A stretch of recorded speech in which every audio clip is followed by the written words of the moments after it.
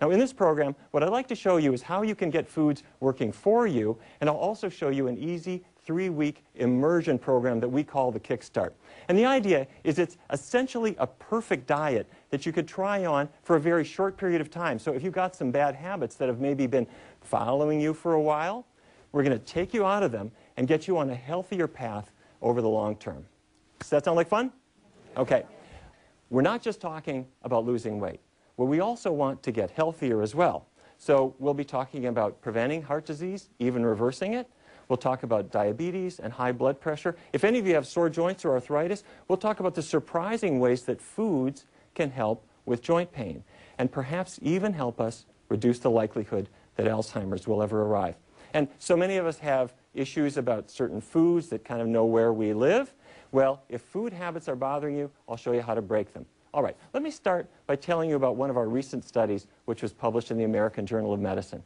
We had 64 women. They were all moderately to severely overweight, and they had tried every kind of diet you can imagine, and they really felt stuck. They just weren't able to lose the weight. And we did not ask them to count calories or get on the treadmill. What we said is two things. Set the animal products aside, keep vegetable oils very low. That was all there was to it. Those were the only two guidelines. So breakfast might be something like pancakes with syrup, veggie sausage, maybe oatmeal flavored with cinnamon or raisins, fresh fruit. For lunch, let's say they had lasagna or chili, well, it would be the meatless versions of these things. And for dinner, if we went to an Italian restaurant, maybe it would be spaghetti marinara, garlic sautéed broccoli or spinach, roasted vegetables. They could have all the crusty bread out of the oven that they wanted to have. There were no limits on these things, just no animal products, keep the oils low. To their delight, they started losing weight. And at first it was about 1 pound per week, which doesn't sound like a lot, but there's 52 weeks in a year. And more importantly, after a year, everybody was on the scale. They never gained the weight back. And after 2 years, they were thinner than 1 year. So the point being, it became really a one-way street. As long as they focused on the healthy foods, the food never let them down. That weight never came back. So the next question is, how does this work? You're not counting calories, you're not sweating it off. The weight just seems to come off. Well, we actually tracked what everybody ate. We measured their calories, and what we found was even though they were not aware of any difference, they were actually eating about 300 calories less every day than before. They thought they were eating the same amount, but they weren't. So how does that happen? Well, the answer is when we look at what they're actually eating, they're eating a lot of vegetables, a lot of beans, a lot of whole grains, a lot of fruit. These foods have a lot of fiber. Now, fiber is a very boring word. In every nutrition class I give, I think people start dozing off when I mention fiber. Fiber is Clark Kent. It holds water. And so in your stomach, it feels like you've eaten a lot of food, and it ends up tricking your brain into thinking you had a whole huge meal, when in fact you had not such a lot of calories. And the brain says, I'm finished, stop eating now, even though you've eaten less than before. But this did not explain their weight loss entirely. There was something else. It had to do with the fact they weren't eating a lot of the fatty foods either. Think about this. A chicken eats a little bit too much and stores those calories where?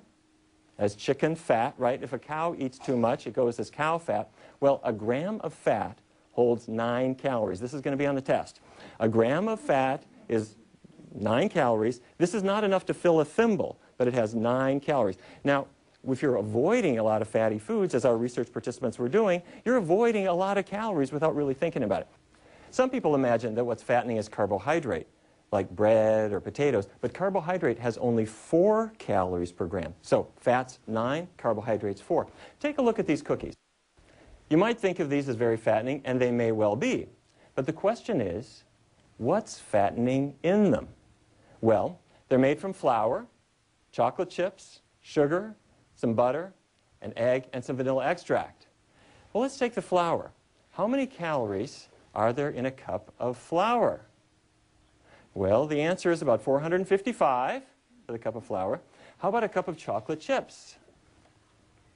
Well, the answer, 661.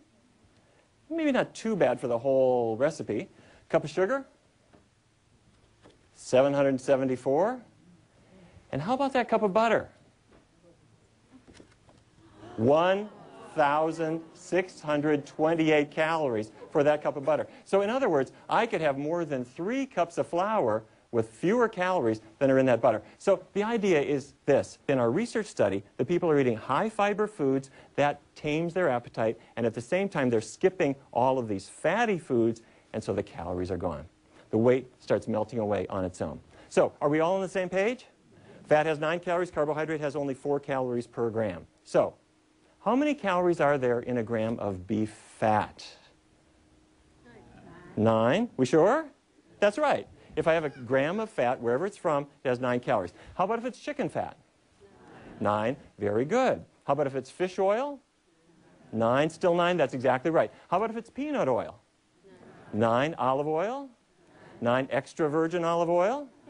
Extra virgin olive oil, and I paid $80 for this bottle. It came straight from Italy?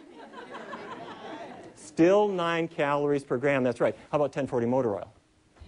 Okay, all right. Don't try this at home, but if you could cook with it, it still has 9 calories in every gram. So they're ramping up the fiber, they're getting very low in the fat, and that helps them. But even this did not explain their weight loss. The most exciting part of our research was that certain foods actually boost your metabolism. It boosts your calorie burn. When I talk about metabolism, think of your car. If I step gently on the accelerator, I rev up the engine a little bit, right? But if I put it to the floor, it really roars into gear. Well, your body doesn't burn gasoline. Your body burns a sugar called glucose. Now, glucose is a natural sugar. It comes from the starchy foods that you eat. It powers your muscles. It powers your brain. And if you burn up glucose quickly, then you've got a fast metabolism. So let me ask you, what's your metabolism like? Is it fast? Is it slow? Do you find that you can eat just about anything you want and the weight just comes off, or do you even look at food and it goes straight to your thighs? Well, in our research studies, we actually measure metabolism. We'd ask you to lie down on a table, and we'd put a little see-through canopy over your head and shoulders, and what we're measuring is how much oxygen you're breathing in, how much carbon dioxide you're breathing out, and with some simple calculations, we can show how fast your metabolism actually is. And the amazing thing was, in our research studies, as people were making diet changes, we would measure their metabolism after meals, and it was about 16% higher than it otherwise would be. Now, that doesn't sound like much, does it? But what if I take my car and I rev it up about 16% for 3 hours in the morning, 3 hours in the middle of the day, 3 hours later? As you can imagine, you're going to burn off a lot of fuel. So how is it that foods could change our metabolism? Well, if you had a powerful microscope and you could look inside your muscle cells, what you discover is something rather alarming. There are little fat droplets inside the cell. These fat droplets come from the foods that we eat, and they interfere with the ability of glucose to get inside the cell. Let me be clear. This is not fat around your waistline. This is not fat on your thighs. This is fat inside the muscle cells. It's microscopic. And glucose is the natural sugar that your body uses for fuel, and it has to get inside that cell if your body's going to burn it. This is not waistline fat. This is intracellular fat. Researchers call it intramyocellular lipid. It's just a fancy word for fat inside your cells. So if you can kick the fat out of your cells, glucose can race inside. It turns to energy, not to fat. And the easiest way to do that is to trim the fat out of your diet. Well, we put this to work in the real world. We asked some people who worked for an insurance company to try this diet, to show how it would work in day-to-day life. Let me introduce 2 of them. Their names are Hillary and Bruce, and I'd like you to hear their story and see if some of it sounds familiar. We definitely both loved our food. We were obviously at college, so the dining hall was a big part of our lives. And it was really pretty terrible the way we ate. It was really difficult to find clothes that would fit and that were appropriate for work. And also knowing that it was really my fault and that there was something I should be doing about it, but that I wasn't able to do that was very frustrating. You're embarrassed to go to the gym. You're embarrassed to go out jogging. You really don't want to go out in public and be seen running around and jiggling everywhere.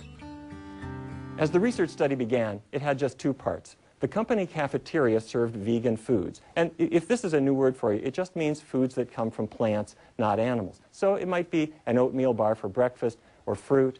Lunch might be veggie burgers or portobello mushroom sandwiches, red bean chili, vegetable lasagna, that kind of stuff, in addition to the usual offerings. And the second piece was that we invited everybody to really do a complete diet makeover. So that meant that once a week, everybody would get together and we would talk about healthier eating or have a cooking class, very simple. Hillary and Bruce came every week, and they sat in the back of the room, and I noticed that they tended to talk a lot. And I found myself thinking they weren't paying attention at all. But as time went on, I realized that they actually were talking about what recipes they were going to make for dinner that night, and what foods they would pick up at the grocery store that were healthy, and how they would work with their families to follow the same kind of diet change. They really loved what they were doing. And a year later, they sent me some pictures. Let me show them to you. And as you can see, they made a big diet change, but with just a very short-term focus, and it got them out of bad habits onto a much healthier path. Hillary's lost 85 pounds. Bruce has lost more than 100 pounds. And you know what? When you set down that luggage and you're not carrying it anymore, you feel like exercising. They had never exercised a day in their lives. And as you notice, they've got their half marathon numbers. Their energy came roaring back. They're not just thinner. They're not just healthier.